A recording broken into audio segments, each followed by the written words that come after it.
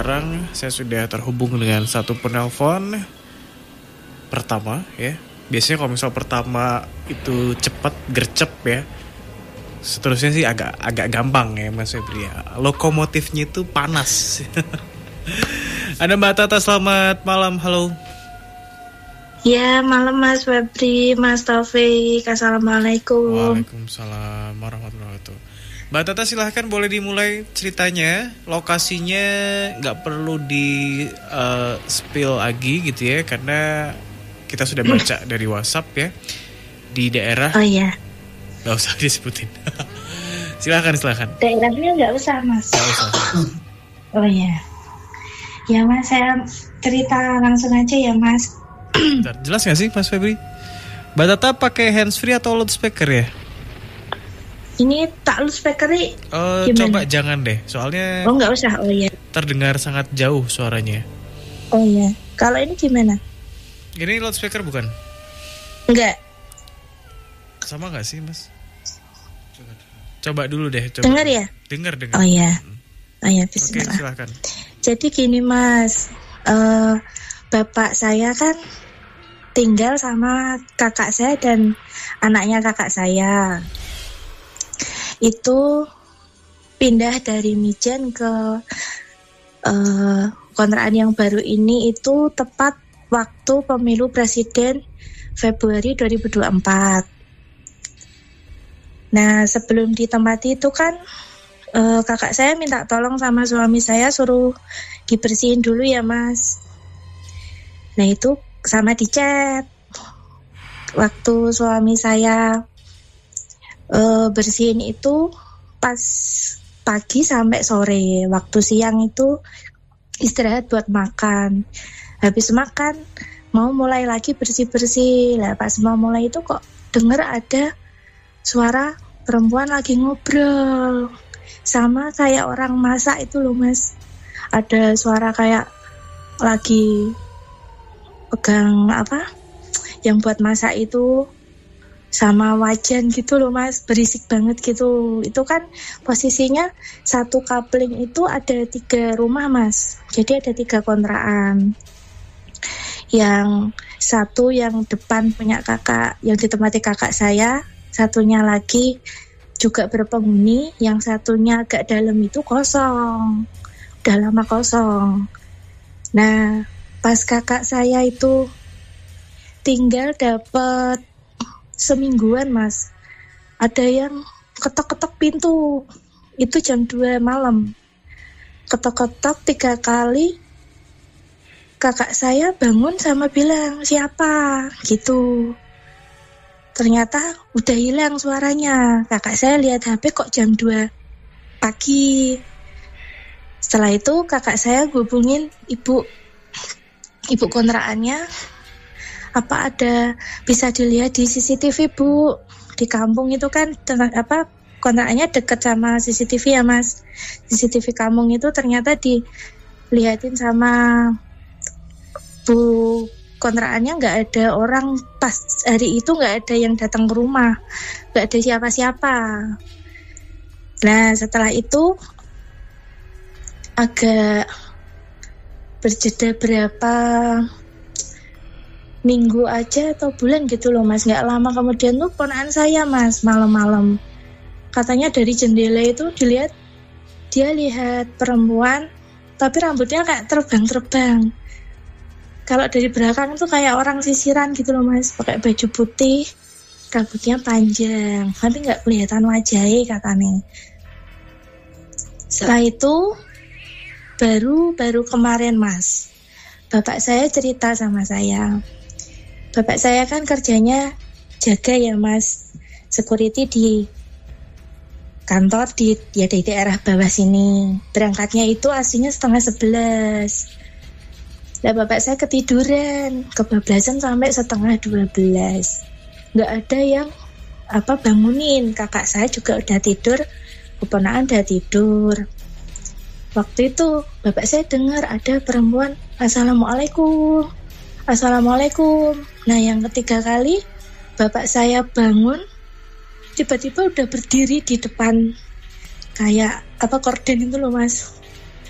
perempuan, agak tua, agak pendek, pakai kerudung orange katanya.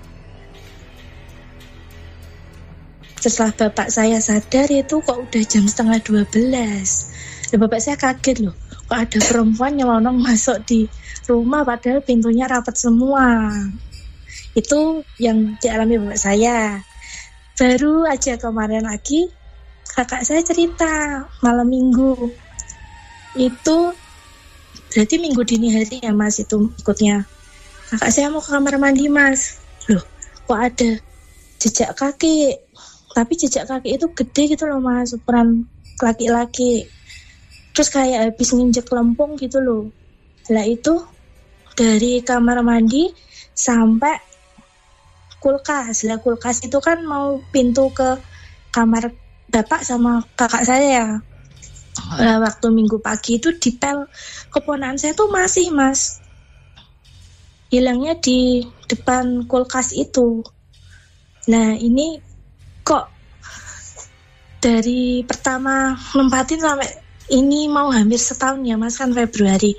Kok intensitasnya kuat banget gitu loh mas. Di situ ya saya memang belum pernah mengalami tapi dan saya tidak minta ya mas.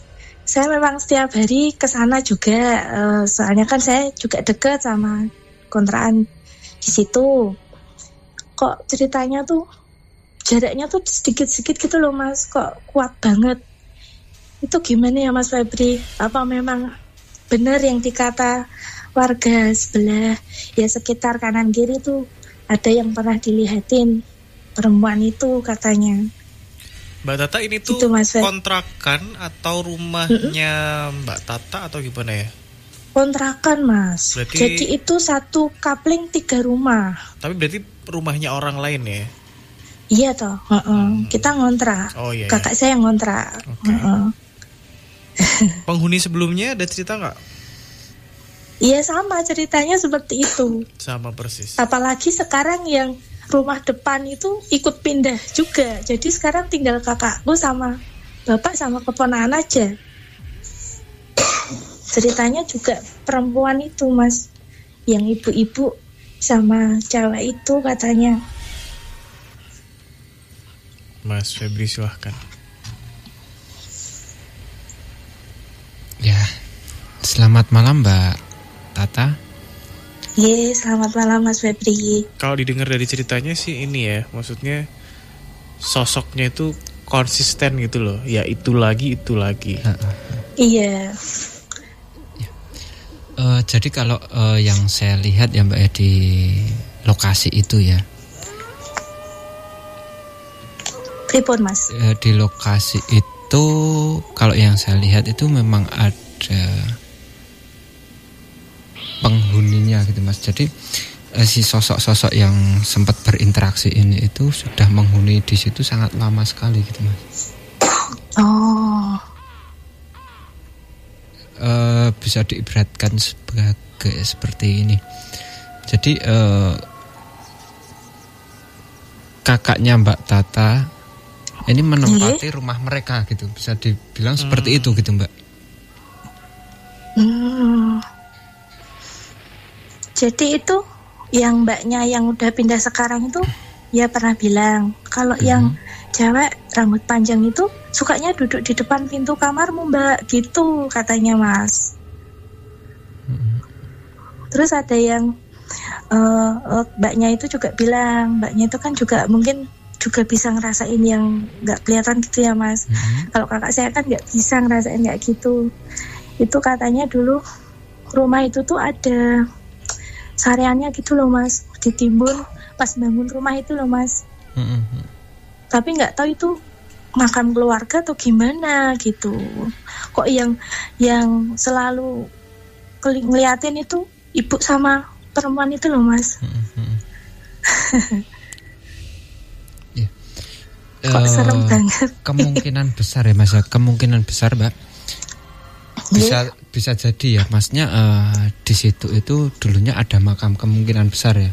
Karena ya karena yang saya lihat juga si sosok ibu-ibu sama wanita ini, bahkan sama yang tadi kayak ada telapak kaki tadi ya. Nggih, nggih. Kaki-kaki laki-laki itu ya. Itu kalau yang saya lihat itu kayak sekeluarga gitu loh, Mas. Oh, ya. Oh, nggih, Mas. Ini padahal perumahan ini ya, maksudnya komplek yang lumayan padat ya, Mbak?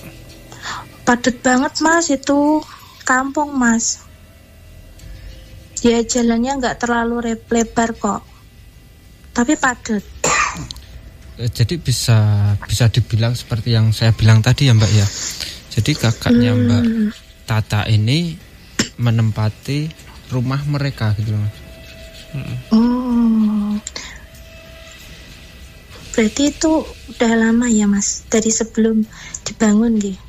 Iya, kalau yang saya tangkap ya, Mbak, yang saya lihat itu sosok ini udah lama. Bahkan sebelum ada rumah itu sosok ini sudah ada di situ gitu. Oh. Tapi kok sering banget ya, Mas? Maksudnya intensitasnya gitu loh.